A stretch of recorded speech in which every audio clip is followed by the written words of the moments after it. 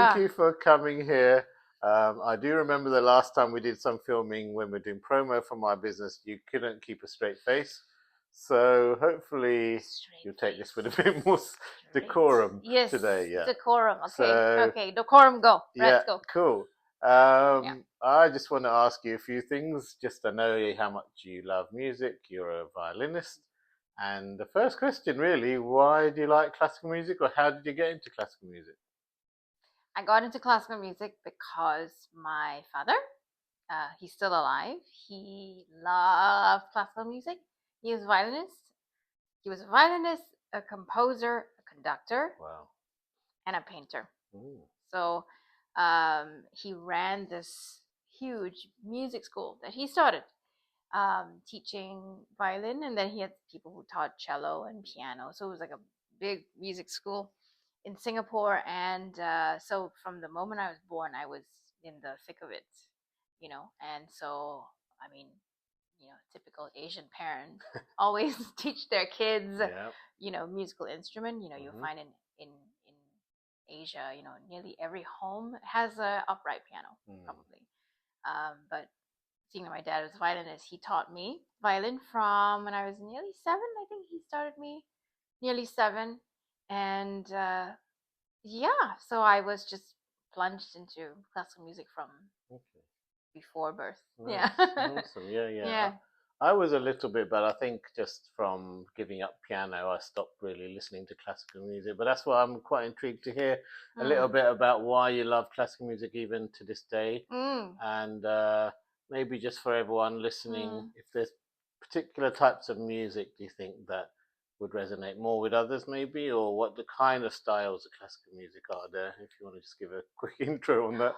A quick intro. I don't know if I can do a quick intro on how many styles of classical Yeah. music. It's a bit of a misnomer, to be honest. Classical, for a musician who has been in the so-called classical music genre. Classical music for us is a period of music that came after the Baroque music. So you think Mozart, Haydn, Handel Hmm. Messiah. Everybody knows this, right? Hmm. That's well, yeah. So Handel was actually a little bit before, but Mozart, household name, Hmm. uh, is classical music. He's Okay. probably the sort of father of classical music, along with Beethoven and Schubert even. Hmm. But for some reason, even music that's written in 1945, 1960 is still classical music. But it's just like people can't be bothered to call it anything Yeah, else. yeah. Um, but in fact, there's so many different kinds of Okay.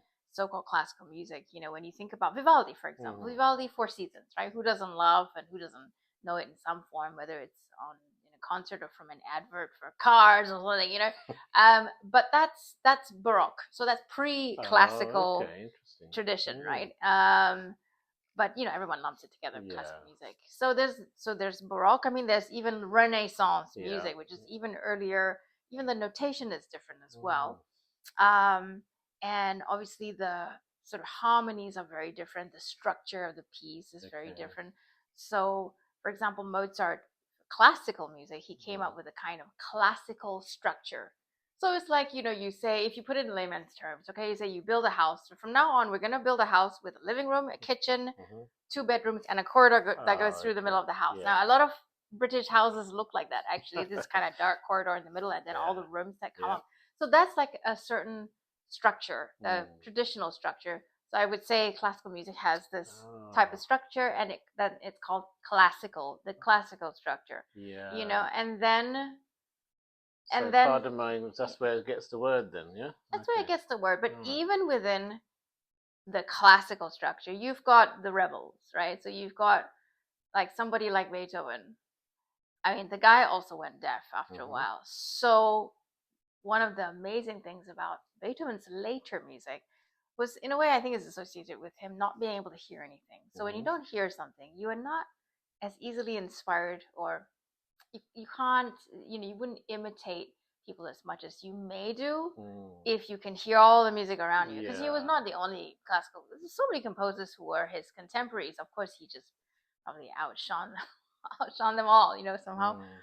Um, so his later music was, I can only describe it as like what kind of a more personal style, Okay. where it's just like all these it's more fragmented, so you've got these kind of phrases that sound like they're chopped, and it's like a conversation that he has with himself, a musical conversation he has in his head, and it's written. So it's got this amazing texture. It's not a regular structure at all. Suddenly the house takes on different alcoves, different rooms that are not traditional anymore.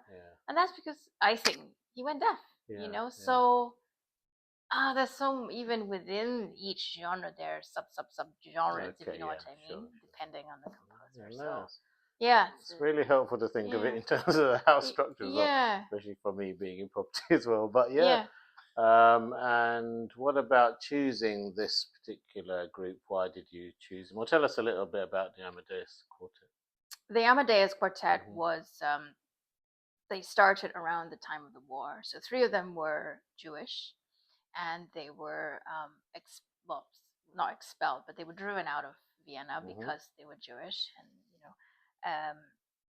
and so I think they met at this sort of British camp of sorts that were taking in Jewish people, refugees.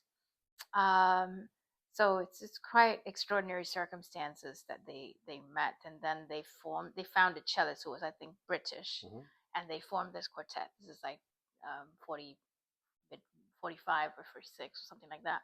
They stayed together for 40 years. Wow. They only stopped because I think the violist passed away. He got sick and he passed away, and they didn't want to continue anymore after him.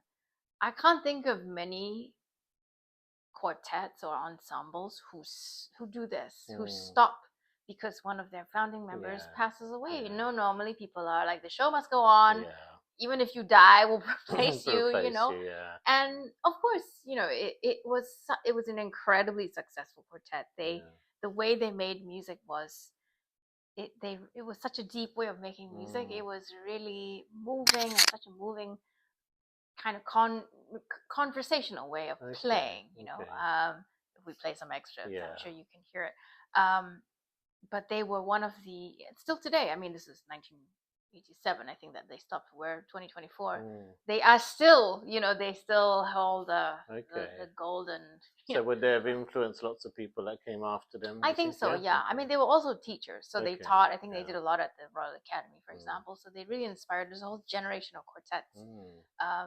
But it's amazing because they stopped when one of their members got ill and passed away, because they said he was irreplaceable. That says a lot. Definitely shows that they were a family, basically. They were a family, and in the world, I mean, there's so many jokes about quartets, string quartets, because you have to rehearse really a lot. The music is to be a really fine quartet, it's like a marriage times 4. Times 2 is already it's already, you gotta do work for that. From experience, right. But a 4-way, and lots of arguments, lots of compromising to make one vision. That takes hours and hours and hours. So, that they were so close. Yeah, and for 40 years as well. And for 40 years, is just absolutely extraordinary. Extraordinary. Cool. Yeah, and we're going to play the album now that you've chosen. Why did you choose this particular album of theirs out of all of the others? I chose this album because, well, there's a quartet that they play on this recording by Antonin Dvorak, who's a Czech composer. And I was playing one of his violin concertos some months ago, and I wanted to listen to some other pieces that he wrote. So there is this really well-known quartet of Dvorak, Antonin Dvorak, called, it's got a title, it's called the American Quartet. And it's probably his most famous quartet. It's got this, he spent a lot of years in America. He was inspired to write this, based on his life in America. So it's got this very generous spirit and very charming, but like this, you can sort of see the prairies, it's very kind of, Dvorak has a quality of his kind of Czech music is it's very articulate and very biting. It's like if it was a food, it would have a lot of crunch. It would be like the crunchiness, as well as melancholy and like homesickness. Not just Okay. I think of my home, but I'm homesick. You know, it's got Yeah. this. So would it be a bit like a blues version of a classical song in a way, like the You could, kind of theme? yeah, Yeah. yeah, maybe, yeah, Theme. yeah, yeah. Okay. So anyway, that's why I picked this Mm. particular recording, and I mean Amadeus Quartet is